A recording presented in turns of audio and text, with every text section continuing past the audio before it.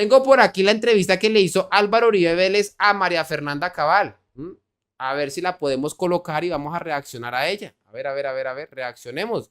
Vamos a reaccionar. Yo les pido a todos ustedes que estén muy pendientes, ¿ah?, de estos directos. Fíjense que ya se sabe cuáles son los precandidatos para la campaña del año 2026.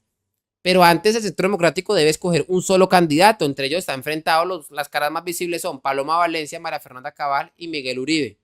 Son los tres que están en este momento compitiendo. Y Álvaro Uribe Vélez los entrevistó a cada uno de ellos. Yo quiero ver la entrevista que le hizo Álvaro Uribe Vélez a María Fernanda Cabal. Le pido a todos ustedes que dejen su like, se suscriban al canal y activen la campanita. Vamos a verlo lo más rápido posible. Empecemos por esto. Usted viene de una familia trabajadora del Valle del Cauca, empresaria. Usted es empresaria, sus hijos son empresarios. El doctor Laforí, su esposo, ha sido político, funcionario, dirigente gremial y también empresario. Uno de los problemas que tiene la política es que los dirigentes políticos se encierran dentro de la política. Ajá. Y no ven las dificultades del empresario para generar empleo. No califican, no les preocupa la hostilidad de los gobiernos frente al empresario, las reformas. Y también prefieren la política antes que enterarse de los problemas, de las expectativas de las clases de ingresos medios y de los sectores populares. Usted que ha estado tan vinculada a la generación de empleo, ¿qué piensa de eso? ¿Qué le ha enseñado para su política, su experiencia y la experiencia de su familia en generación de empleo? Y su relación, su diálogo permanente con sectores profesionales, con sectores de ingresos medios de Colombia y con los sectores populares. Por esto, antes la política vivía más conectado con esos sectores. Uno de los problemas que vemos a la profesionalización. Bueno, interesante la entrevista que le está haciendo en este momento Álvaro Uribe Vélez a María Fernanda Cabal, y más porque ustedes saben que para mí la persona más de derecha que hay dentro del Centro Democrático, sin duda alguna, es Mafe Cabal. Yo quisiera que la candidata oficial fuera María Fernanda Cabal. Espero que así lo sea. Y aquí le hago este mensaje a las más de 1,600 personas que me están viendo en este momento en vivo aquí en este canal. Debemos mover, digamos, esa idea por las redes sociales y por todos lados. Álvaro Uribe le debe escucharnos, ¿no? Debe escuchar que el pueblo colombiano exige que el Centro Democrático apoye a Mafe Cabal, que es sin duda alguna la mujer más preparada y más de derecha que tenga este partido, sin duda alguna. Y esperemos que así sea. Vamos a ver cómo se desenvuelve esta entrevista. De la política es que ha aislado más la política frente a la sociedad. Bienvenida, y nos da mucho gusto que todas las personas que nos siguen en las redes en este final de año la puedan escuchar. Gracias, presidente. Hay un divorcio entre el electorado y el país político, pero además la mitad de los colombianos no votan, no creen, no sienten que los atraiga porque piensan que su vida va a seguir igual. ¿Qué es lo que hay que hacer? Primero, ese divorcio del país político se refleja en la clase de leyes que produce el Congreso de la República. Ajá. Yo la he llamado las leyes malas, leyes que afectan la vida cotidiana de las personas, leyes que ayudan a la informalidad y no a la formalización, que es la que finalmente nos da posibilidad de que las personas se pensionen, tengan prestaciones sociales y tengan seguridad. Seguridad en salud, por ejemplo, de clases medias que necesitan tener un nivel de aseguramiento. Yo tuve una experiencia personal que me marcó mi vida. Yo salí supuestamente de la mejor universidad de Colombia como estudiante de ciencia política. Y supuestamente la mejor universidad de Colombia, ¿no? Se refiere a la Universidad de los Andes, que pues mucho se habla de que supuestamente es una de las mejores universidades de Colombia, pero se ha mamertizado a niveles realmente increíbles, ¿no? Cuando quise aventurarme a crear... Y Cabal por eso lo dice de esa forma, ¿no? Eso demuestra realmente lo bien formada que está Cabal, que no solamente ataca a la izquierda desde la parte económica, sino también desde la parte cultural, porque está muy bien formada en esto. Empresa, nadie me había enseñado ni lo que era la Cámara de Comercio, ni una factura, ni un recibo de caja, ni un comprobante de egreso. ¡Qué tristeza! Entonces, el problema empieza desde la formación en educación. No nos dan principios básicos de economía, que deberían ser desde el colegio, primaria, bachillerato. No nos dan educación financiera para entender que el Estado no es una vaca que se puede ordeñar infinitamente. No nos dan medios para entender que un emprendimiento tiene unos riesgos, pero hay que tener un conocimiento mínimo contable, depende del tipo de negocio. Yo trasegué en un desierto, teniendo relaciones públicas, teniendo gente conocida. Duré casi un año esperando a que el producto estrella fuera legalizado por la cantidad de reglas que se producen en el Congreso. Entonces, primero la formación, que tiene que entender, cuando usted no entiende los números, usted está perdido. Y eso es lo que veo yo que pasa en muchas personas muy inclinadas a las ideologías de izquierda. Segundo, usted tiene que quitarle reglamentaciones absurdas, porque la reglamentación es producto de leyes malas de un Congreso desconectado con la realidad, pero que propician burocracia. Más normas, más gente. ¿Para qué? Para complicarle la vida al ciudadano. Entonces, empecemos por tumbar leyes malas, por aliviarle la vida al ciudadano. Empecemos por generar conciencia en ese político que se dedica o a legislar para sí mismo o para grupos de poder que terminan capturando al Estado, creando leyes con dueño, como yo las llamo, y olvidándose que hay una gran masa crítica de ciudadanos que lo que quieren es vivir con tranquilidad y que la mayoría quisieran formalizarse, pero no lo pueden hacer.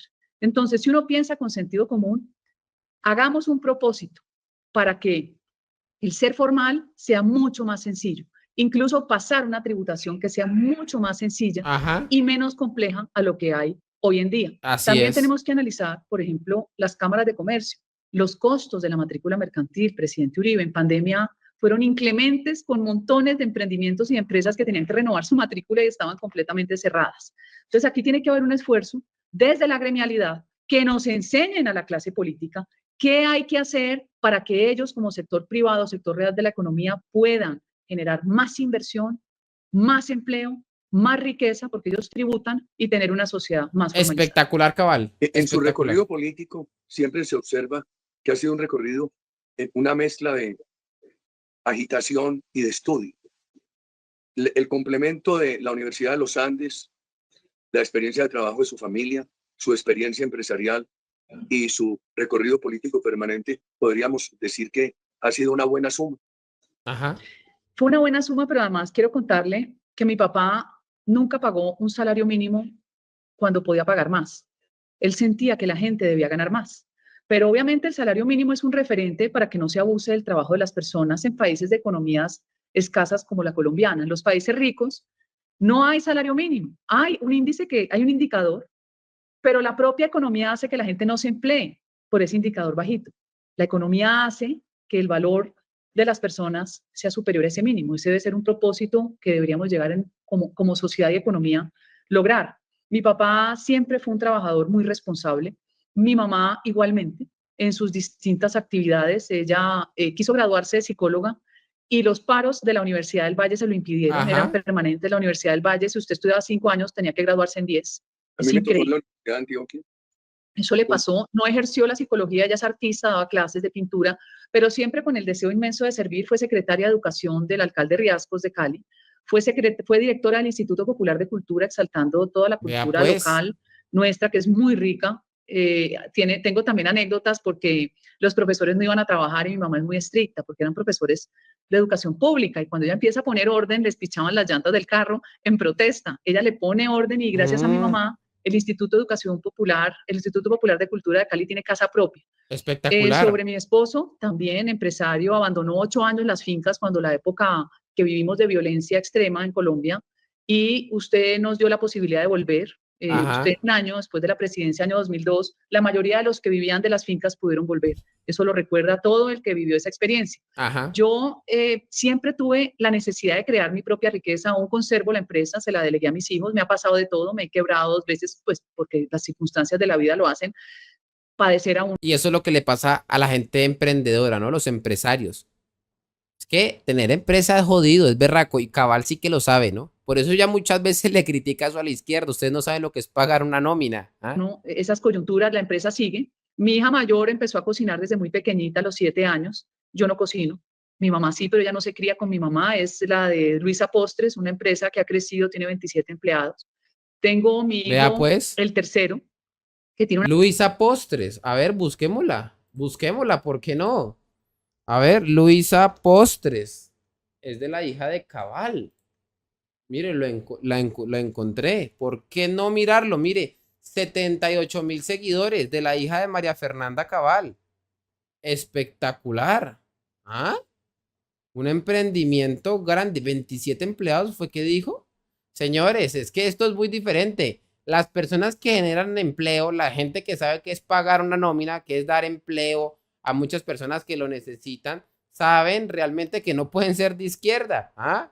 Espectacular. Qué bueno que lo saca a colación Mafe Cabal. Sigamos escuchando. Una plataforma de empleabilidad que se llama Hunty, muy creativo esa necesidad de que el empresario logre el mejor match con el empleado que necesita y no que sea un gasto más al final del año invirtiendo en capacitación de quien no va a casar, de quien finalmente no va a estar a gusto o no va a durar en el empleo porque no tiene habilidades. Entonces, sí somos una familia que contribuimos, si sumamos pueden ser más de 300 empleos como familia que generamos.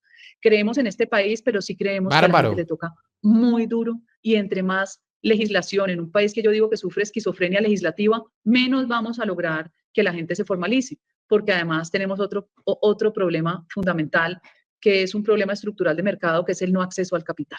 Ajá. Colombia no goza de capitalismo moderno, la gente vive del gota a gota, 6 millones de colombianos, y tenemos que hacer que la gente acceda al capital. Así es. Muy importante para Espectacular. un punto que tenemos más adelante, es como recuperar la confianza para invertir en Colombia y dar posibilidades. Toda esa experiencia empresarial de dificultades, de Bravo. persistencia en toda la familia, esposo, padres, hijos, usted mismo, también le ha permitido, además de su recorrido político, conocer, integrarse con las expectativas, con las frustraciones, con los dolores de los colombianos de ingresos medios y de los sectores más pobres.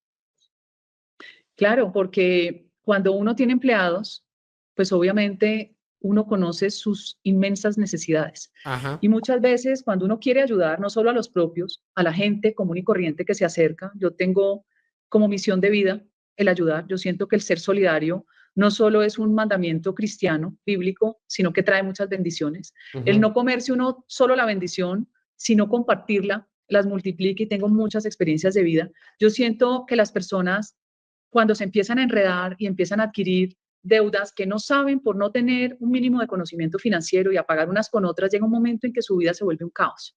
Y lo poco que han construido lo pierden. El que ha invertido en una vivienda y de pronto se cuelga. ¿Cuál es el drama de la clase media en este país? Que ambos tienen que estar ocupados, empleados. Cuando uno se queda sin empleo, el otro es insuficiente en el sostén de una clase media que ha sido muy olvidada por la mayoría de los gobiernos. Los gobiernos, por lo general, atienden las necesidades inminentes de clases populares de forma insuficiente, sí, pero siempre hay algo más. Hay un subsidio, hay una ayuda extra, puede ser del gobierno nacional, del gobierno regional, incluso del local, mientras que la clase media es completamente desprotegida.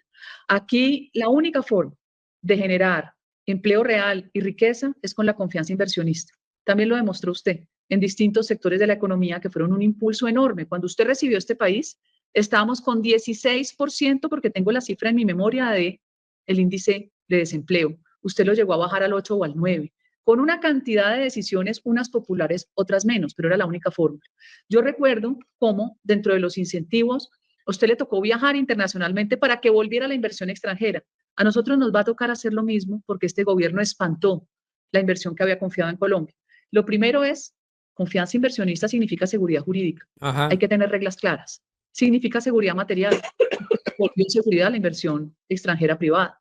Hay que regresar esa seguridad. Hay que decirles, además, creo que usted en su momento, si no estoy mal, no sé si firmaron un seguro, había una especie de seguro donde esa empresa que venía sabía que no le iban a cambiar las reglas del juego. Hay que ir a estos países y hay que traerlos Eso. porque lo más difícil es recuperar la confianza. Ajá. Cualquier peso que se Ajá. vaya o que ya se fue, sobre todo en este gobierno, significa desempleo, significa menos impuestos para el mismo Estado, significa que vamos a tener menos calidad de vida porque la empresa extranjera. Entonces, Como es un conjunto, es un lo que se llama fuga de capitales, ¿no? paquete de medidas que uno tiene que tomar para aliviarle la carga a la gente que sufre hoy y que lo que necesita es estabilidad laboral, además de seguridad. Y que no se nos olvide, presidente Uribe, yo detesto el gigantismo del Estado. Ajá. Usted pasó Ahora hablamos de eso. Bueno, Uno de los problemas que tiene el presidente Milei hoy es que los inversionistas dicen, sí, invertimos ahora, ¿y qué va a pasar en el futuro? Entonces hay que dar garantías que trasciendan los periodos de gobierno. Lo nuestro fue bueno y mal, porque creamos una ley que permitía que el Estado firmara contratos de estabilidad a 20 años con los inversionistas. Después la derogaron, alcanzamos a firmar 69 contratos, se han respetado. ¿Por qué critico esa ley? Porque no fue lo suficientemente incluyente. Creo que hoy necesitaríamos algo parecido, pero que no sea tan exigente en términos de cuantías de inversión. Muchos sectores que querían invertir menos se han quejado que no tuvieron esa posibilidad. Senadora, usted es una batalladora. Bárbaro lo que dice el propio Álvaro Uribe, ¿no? Claro, un seguro que le garantice a las empresas que quieren invertir en Colombia que a la larga no le van a cambiar las reglas del juego, pero hacerlo más incluyente, que las empresas que no tenían tanto capital para poder aplicar a este seguro también lo pudieran hacer. Y esto me parece muy, pero muy bueno, una gran iniciativa que quiere rescatar María Fernanda Cabal del gobierno de Álvaro Uribe Vélez. Con rectitud, en medio de una política que se ha corrompido mucho. Cuando mi generación estaba joven, éramos adolescentes, niños. Se sentía en Colombia un gran respeto por los dirigentes de la política. Poco a poco fue entrando la corrupción. Hoy se ha generalizado mucho, a tal punto que hay sectores colombianos que se benefician tristemente de la corrupción y otros que se resignan. Dicen que eso es insuperable.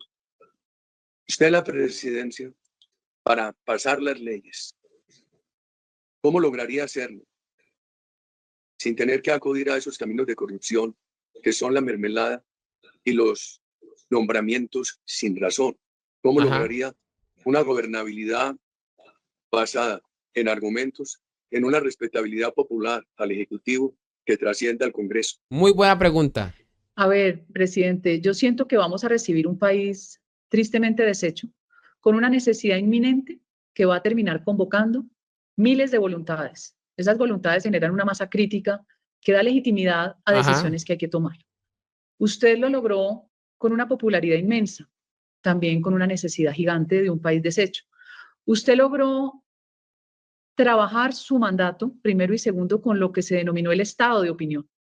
Era muy difícil controvertir sus ideas y su forma de gobierno, porque además usted hizo algo en lo que fue criticado por algunos analistas y que terminó siendo genial. La visita a las poblaciones abandonadas y la microgerencia que le significó a esas personas de esos pueblos la única oportunidad de construir lo que nadie les hubiera construido, que eran cosas pequeñas, muy valiosas, pero que les iban a significar a ellos el mejoramiento de su calidad de vida. Yo recuerdo mucho en un viaje, en una visita a Barrancabermeja, que alguien se paró con usted estaba ya de oposición a Santos, y le dijo, presidente, gracias a usted nos hizo el puente, y era un puente que pudo haber costado 15 o 20 millones de pesos. Entonces, uno, ¿cómo logra una legitimidad superior? Las necesidades de la gente están allí. Muchas veces la gente necesita incluso más que ser escuchada, que resolverle todos sus problemas. El colombiano tiene una ventaja que es trabajador, necesita la herramienta de trabajo. Entonces, ¿cómo lo lograríamos? Generando un consenso muy grande de supervivencia de un país que se está hundiendo, no solo en la maraña de la corrupción, ya ha visto usted todos los escándalos de estos últimos días, sino en la escogencia de personas que no tienen las calidades para el cargo, que también es corrupción.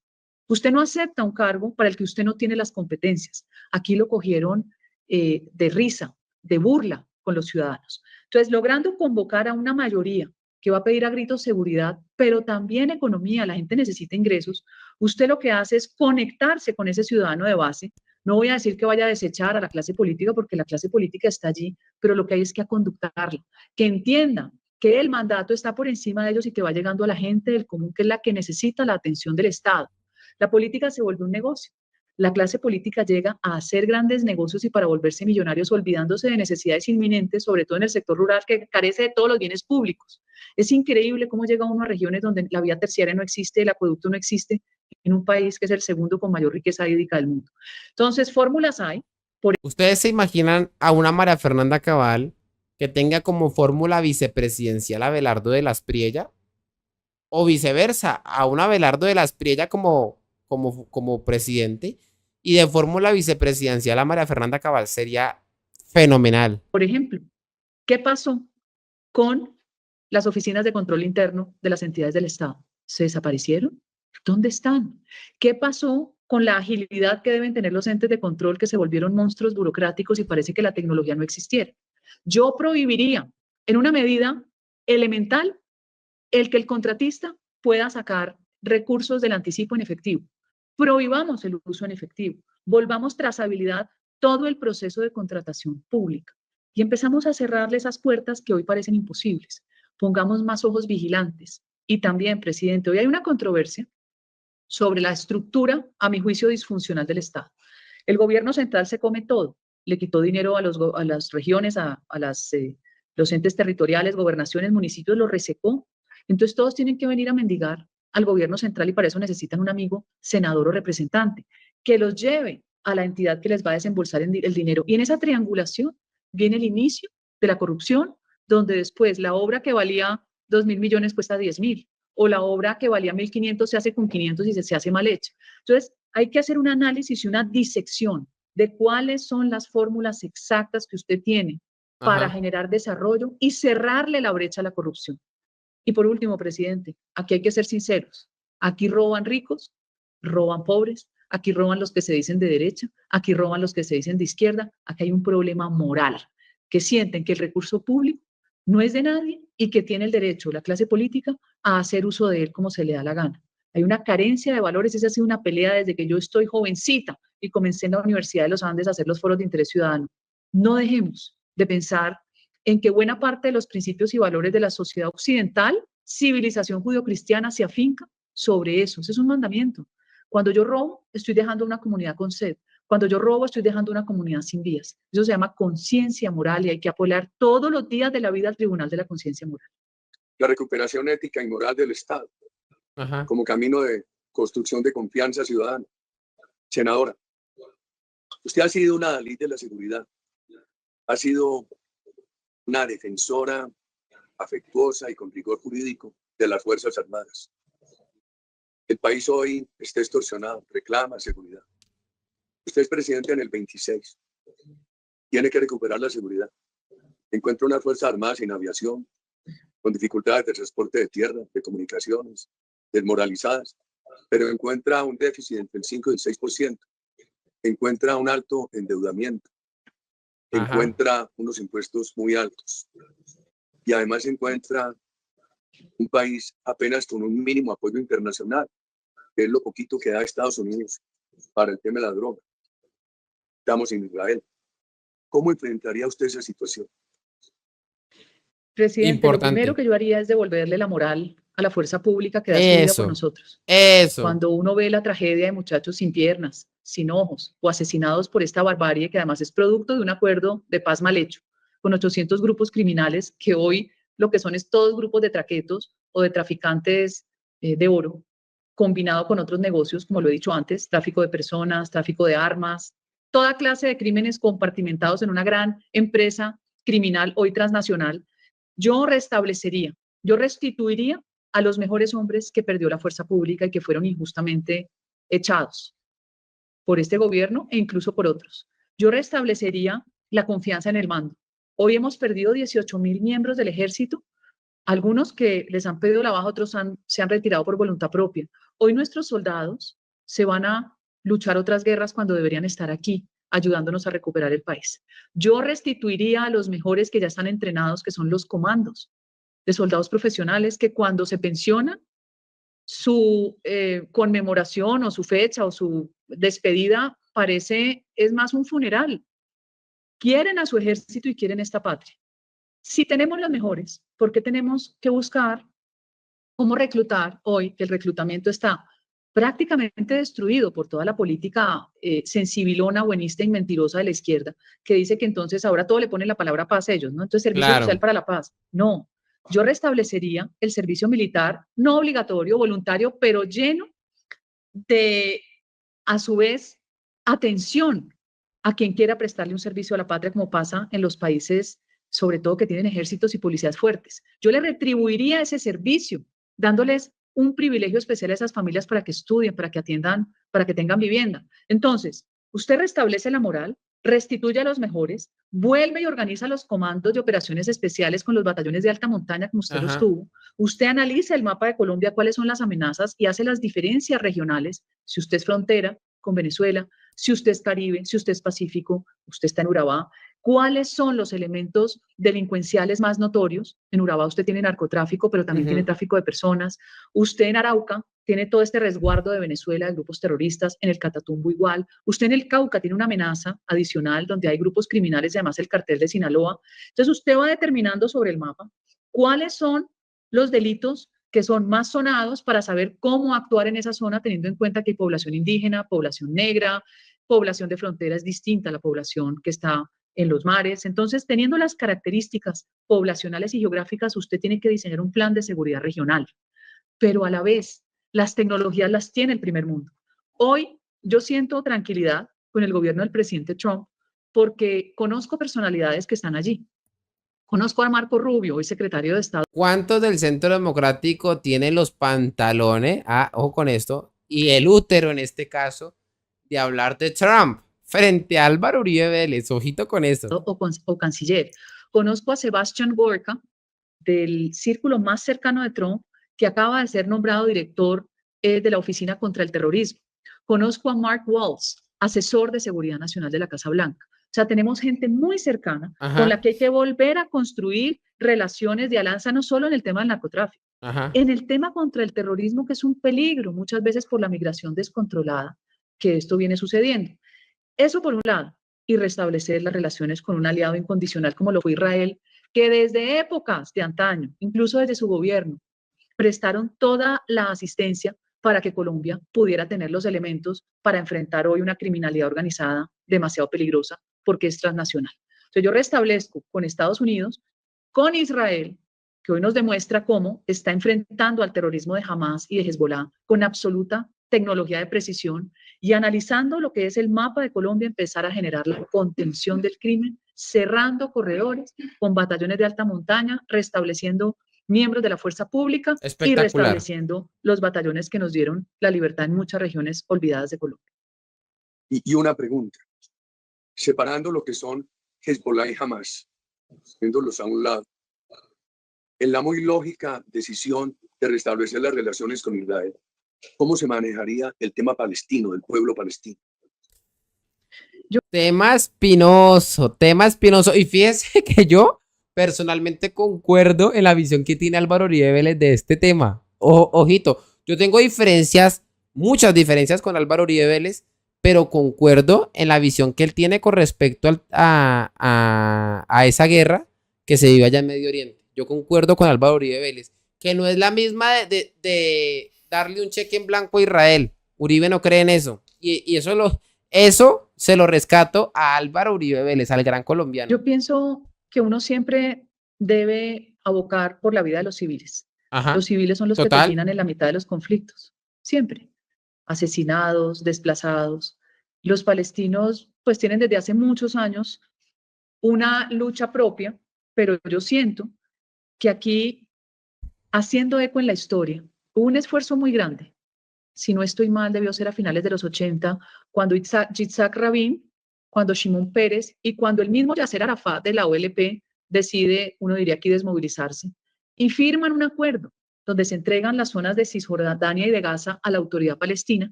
Ellos se quedan con su parte de Israel y se genera un consenso, sobre todo porque Israel es un estado muy próspero en lo que ha sido todo el desarrollo científico y tecnológico. Convirtieron un desierto en un paraíso que produce comida y produce de todo. Ellos son los inventores del tomate cherry, yo no sabía.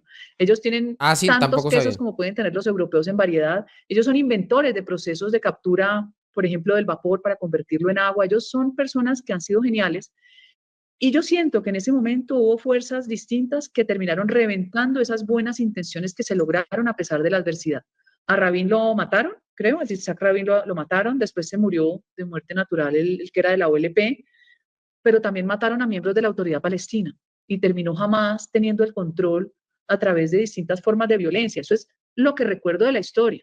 Entonces, hoy en día, el problema se ha agravado por la presencia de Irán. Irán tiene una mano depositada en buena parte de los conflictos internacionales, pero Irán hace presencia en América Latina y en los Estados Unidos. Irán hizo presencia en toda la toma guerrillera que disfrazan de estallido social. Entonces, Irán es para mí el foco que de alguna manera ayuda a distorsionar un problema que se vuelve casi imposible de resolver. Entonces, si bien restablecemos relaciones con Israel, siempre hay que buscar el lograr que esa sociedad civil que termina en la mitad del fuego sea protegida también internacionalmente. Nosotros hemos recibido Espectacular, me encantó la respuesta de Mafe. beneficios de las relaciones con Israel, pero también Colombia es patria de una comunidad palestina importante. Podría llegarse a restablecer las relaciones con Israel, toda la cooperación con ellos, pero al mismo tiempo una posición política de respeto a los dos estados y de abogar por el respeto a la vida del ciudadano israelita y del ciudadano palestino. Es que se hizo el ejercicio una vez y yo siento que se tiene que volver a hacer, pero el peligro está atrás. El peligro está en los grupos terroristas financiados por Irán. Entonces no nos podemos olvidar que hay una variable externa interviniente que está alterando el mecanismo donde podría haber un ejercicio muy difícil de reconciliación, pero que se puede lograr. Usted mire todo lo que pasó en la guerra de Yugoslavia, que era tan difícil de entender. O sea, un Estado que Tito logra después de la... Qué bien formada está Mafe Cabal en este tema, ¿no? Qué bien formada. Creo que fue después de la Segunda Guerra Mundial, logra que no entre el ejército ruso y mantiene ahí una especie de comunismo menos comunista, por decirlo así, pero en realidad ellos tenían sus etnias y como su identidad propia, incluso habiéndose casado entre distintos matrimonios y musulmanes y cristianos, había una herida que terminó reventando con la disolución de Yugoslavia. Son procesos muy difíciles porque yo digo que las guerras étnicas son las más bárbaras, pero no dejo de cuestionarme porque en Colombia, que no tenemos diferencias étnicas por ser un país mestizo, un país cristiano, católico y cristiano, nos matemos como nos matamos. En fin, yo siento que sí hay que buscar la protección del pueblo palestino. Espectacular, bárbaro, Mafe. Siento bárbaro. Que hay muchos palestinos que se sienten incómodos porque nosotros apoyamos a Israel, pero lo que apoyamos es sobre todo por lo que vimos de la masacre del 7 de octubre. Presidente, a mí me llegaron videos inéditos. Yo no he visto unos actos de terror más horribles de los kibbutz que quedaron expuestas a la barbarie. Entonces, que la respuesta no puede ser lo que está haciendo la aviación israelí. Para nosotros es muy difícil entender el problema, pero finalmente la sociedad civil palestina sí tenemos obligación de protegerlos. Sí, así es, porque ellos están en la mitad de un conflicto que no pidieron. Seguramente la mayoría de ellos, y recuerde algo, casi 500,000 trabajaban en Israel y volvían a sus territorios. Hay muchos que siendo de origen musulmán son israelitas, pero hay una variable que interviene muy peligrosa, que incendia los países con terrorismo, y yo lo digo francamente, creo que es el problema de Irán. A usted la honra, entre todos sus votos en el Congreso, haber contribuido a hacer muralla para evitar la legalización del consumo recreativo de la droga. Ajá. En un país que tiene una legislación razonable, porque en este país no se mete a la cárcel al consumidor, está bien. No se mete a la cárcel al campesino que produce, está bien. Este país permite desde los años 60, como signatario de un convenio de Naciones Unidas, el uso medicinal y científico de la droga. Entonces, aquí no está criminalizado el consumo, es ilegal, que es alguna talanquera que le facilita a los gobiernos poner obstáculos. Encuentra uno hoy unos temas muy delicados. Se quejan rectores universitarios de todas las orientaciones ideológicas de que crece el número de muchachos depresivos, con tentaciones, con tentativas de suicidio. Un problema muy grave. Cuando mi generación estaba joven nunca pensamos que lo fuéramos a tener de consumo. Microtráfico, vinculado a todo lo que es la inseguridad urbana. Y ese tema tan grande de los cultivos y del narcotráfico. Venimos hablando del tema de violencia. ¿Usted cómo enfrentaría ese tema? A ver, yo como tengo una forma de leer la realidad y veo más allá que el común de la gente en cuanto a entender las estrategias del progresismo para destruir la sociedad. Cuando ojo con eso. El magistrado Gaviria expide su sentencia del libre desarrollo de la personalidad, en realidad es una patente de corso que no da ninguna libertad, lo que da es esclavitud.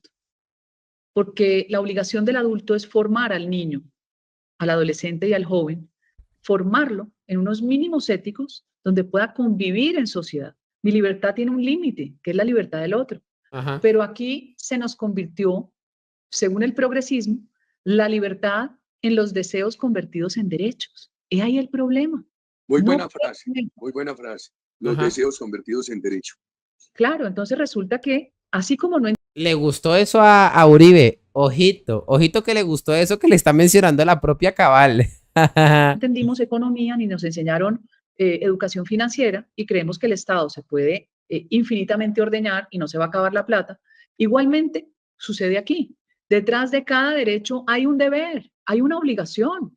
Aquí solo la izquierda formó en derechos que ni siquiera existen para de alguna manera generar esa inversión de la realidad que ellos controlan. Y le pongo un ejemplo.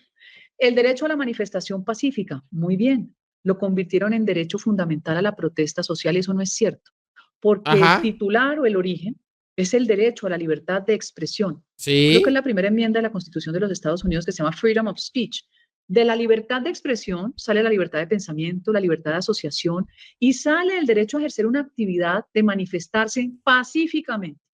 Una vez la manifestación deja de ser pacífica, deja de estar protegida interna e internacionalmente y tiene que actuar la fuerza pública. Estos aviones Permítanme. Cátedra de Mafe Cabal.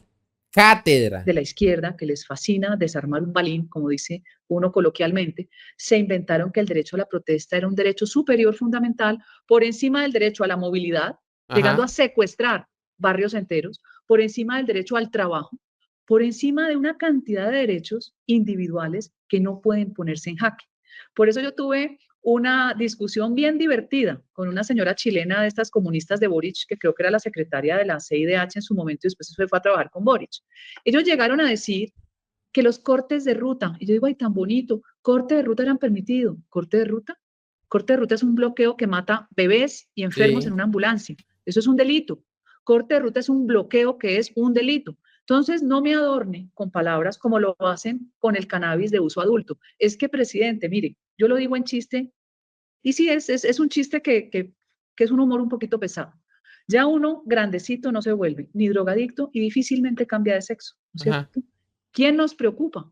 El joven en formación, que es Eso. muy emocional, muy sensible y que además, si es pequeño, no distingue entre la calidad y la. Ahí viene el grave problema. Entonces, cuando usted dice que el cannabis bacano para yo relajarme, Ajá. el problema no es el adulto, el problema es el niño, que al final va a quedar secuestrado por la droga. Y digan lo que digan, los cannabinoides, como se llamen, son la puerta de entrada a drogas más duras. Vaya usted a ver el problema en todas las ciudades y pueblos de Bravo. quienes son personas de calle o que viven en la calle, habitantes de calle, ahora le llaman habitantes de calle. Vaya usted y trate Ajá. de buscar rehabilitación al habitante de calle, es un modo de vida. En Medellín hay 10.000, crecieron después de la alcaldía de ¿No cree Quintero. usted que los alienados, esos fenómenos de enajenación, En Medellín, mire que lo menciona Cabal ahí antes de terminar. Yo que he ido a Medellín y, bueno, he estado en varias ciudades aquí en Colombia, pero nunca había visto tanta indigencia como la que vi en Medellín. O sea, realmente es increíble ver la cantidad de indigentes que hay en Medellín y yo creo que eso está directamente relacionado con el consumo de la marihuana. Así es, realmente así es. de alienación? Son fenómenos que le hacen perder al individuo la capacidad de razonar, Ajá. que es lo que expresa la libertad del individuo. Y que eso, de facto, contradice la tesis del profesor Carlos Gaviria. Pero no solo eso. El otro día cuando discutíamos lo del cannabis, que por fortuna lo hundimos, para que la autoridad logre llevar a una persona que está en estas condiciones, tiene que ser por voluntad propia. ¿Cuál voluntad? Si está perdido en la droga, si de pronto ha perdido capacidades propias por el deterioro de sus Neuronal. neuronas. Ajá. Entonces uno dice, ¿cómo ayudo? Yo por mí me lo llevaría, así fuera a la fuerza, a un tratamiento médico, porque Médico. eso es darle vida a una persona que no la va a tener y que va a terminar muerto por la droga o muerto por una puñalada o muerto por un tiro que en una riña, en un robo, le propine a alguien. Entonces, ¿hasta dónde desarticulan la capacidad del Estado de ejercer autoridad, incluso con la fuerza, no digo la fuerza violenta, para rescatar a estas personas del infierno donde están, al que se han acostumbrado? En Armenia hay 2.500 habitantes de calle y se amañan, presidente Uribe, y los llevan de otras ciudades y los dejan tirados. Yo Eso. estuve hablando con unos. Uy, no, brutal. Dios mío, brutal. Está hablando de lo que está viviendo muchas ciudades en Colombia, muchos municipios. Por ejemplo, donde yo vivo actualmente, tenemos un poco de indigentes que no son de acá, son de otras ciudades. Y ya lo que se hace, y varios concejales de esta ciudad están sacando proyectos de ley para devolverlos, devolverlos a sus ciudades. O sea, bastante con los problemas que tenemos aquí en esta ciudad para tener que lidiar con los problemas que nos están, que vienen de otras ciudades. Totalmente de acuerdo con Mafe. Totalmente de acuerdo. En un parque, yo les decía, y viejitos, ustedes no quieren, yo les ayudo a entrar a un ancianato, hay unos ancianatos que reciben unos beneficios de la fundación. No, nosotros vivimos aquí muy bien y sabroso. No. Yo quiero que un poquito más de 50 minutos para que podamos, antes del 23 de diciembre, difundir esto ampliamente. ¿Qué haría con este crecimiento enorme de los cultivos? Yo no lo dudaría, presidente. Yo tendría el mapa de Colombia con los puntos, las hectáreas donde hay mayores cultivos, en qué departamentos y regiones que unan departamentos. Yo volvería con los corredores territoriales que siempre han existido, pero que, por ejemplo, en su gobierno usted bloqueó. Cuando usted bloquea los insumos que necesita el narcotráfico para el procesamiento de la coca y bloquea la comida para estos grupos armados organizados, pues obviamente empieza a resecarlos. Pero hoy además contamos con tecnologías, tenemos drones, podemos comprar espacio en los satélites para poder mirar cuál es la movilidad, quiénes son los mandos, quiénes están allí. La población civil ahí atrapada en la mitad. ¿Cuáles son los milicianos que esos mandos terminan instrumentalizando para hacer azonadas cada vez que entra la fuerza pública? Cuando usted hace el análisis, usted tiene que empezar con unos procesos precisos de erradicación y de fumigación. Sí se puede fumigar y sí se puede sustituir, como lo he dicho en otras ocasiones, lo hizo usted en el Catatumbo, y ha sido una bendición.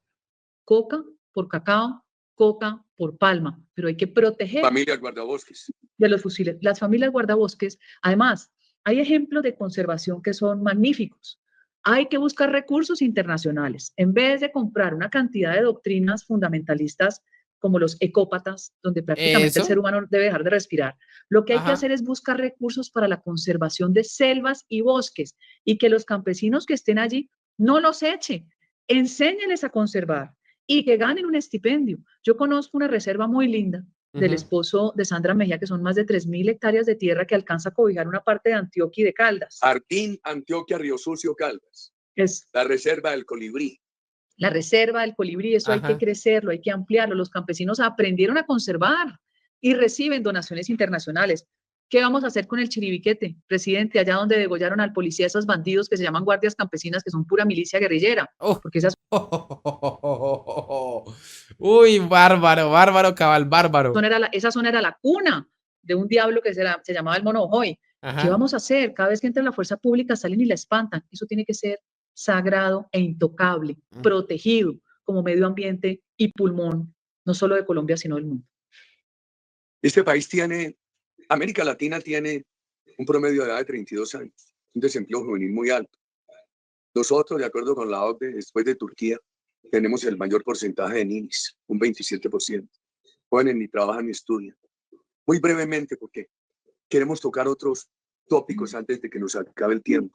¿Qué ha pensado en una alternativa educativa para los jóvenes que les permita en los primeros módulos educativos empezar a trabajar y también cómo se les promueve el emprendimiento? Se han hecho esfuerzos, presidente, acuérdese, el primer empleo, el mismo SENA, que obliga... El Fondo de Emprender nos quedó pequeño.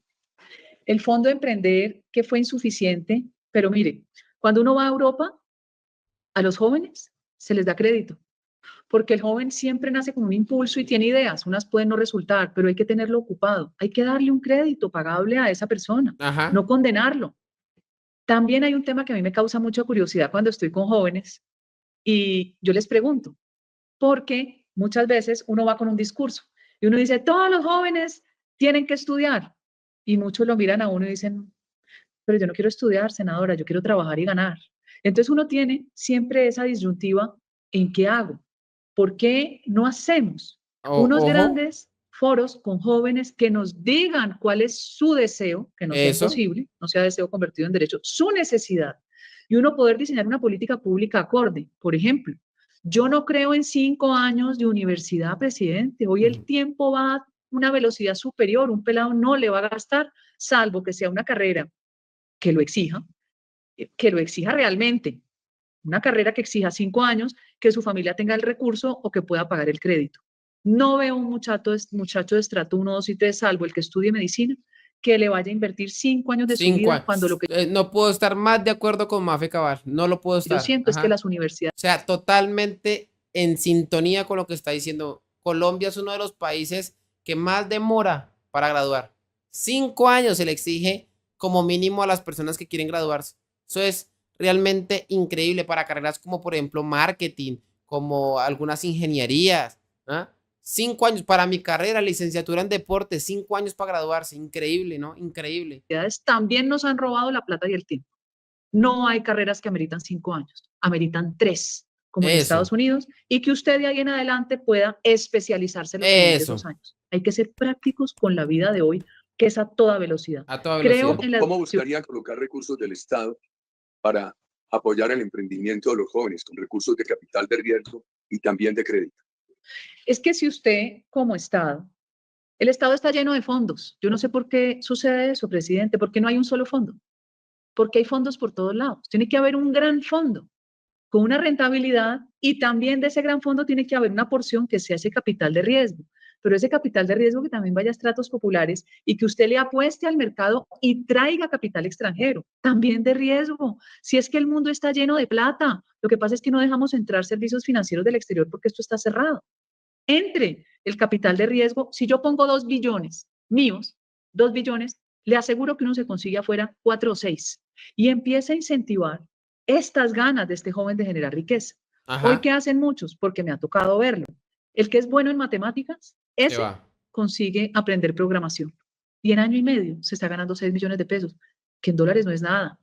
Que el mundo necesita 1 millón de programadores.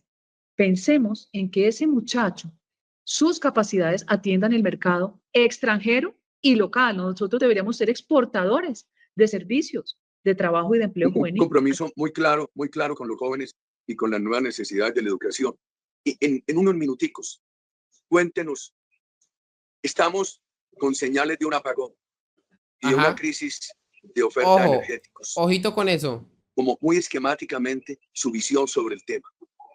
Urgente las subastas energéticas, urgente, mínimo a 20 años, con confianza inversionista, como usted lo hizo, con contratos que ellos sientan que hay, como cuando usted compra una póliza de seguro. Eso es urgente. Urgente la termo a boca de mina en el Cerrejón. Eso le resolvería un problema grandísimo a la costa Caribe. Urgente el problema de Urrá, que ya vemos sobre esa termo, por supuesto, para explicarle a los jóvenes, tendría que ser con esa tecnología ultra crítica, que las pocas emisiones que produce se entierran. ¿Sería así?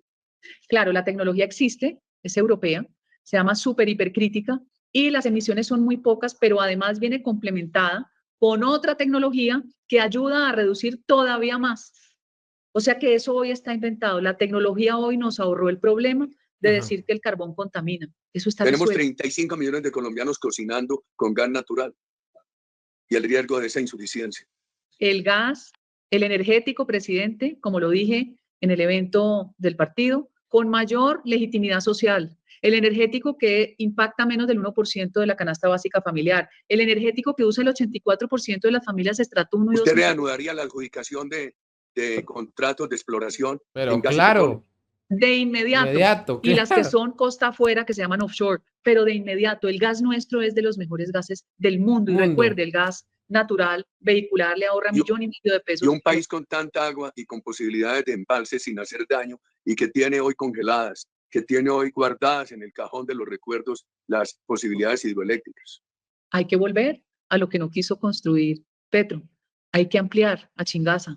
Hay que volver a lo que no pudo construir nuestro querido gobernador Luis Alfredo Ramos, que es por C4. Hay que volver al sentido común. Hay que enseñarle a la gente que esto no es con fanatismo ambiental. Esto es derecho al bienestar, derecho al trabajo. Oiga, brutal entrevista, brutal, me encantó. Se siente enfrente de una comunidad liderando que puedan poner unas líneas de transmisión para sacar energía eólica y solar. Claro, pero tiene que ser combinada, presidente. Lo que no puede ser es vender una fantasía.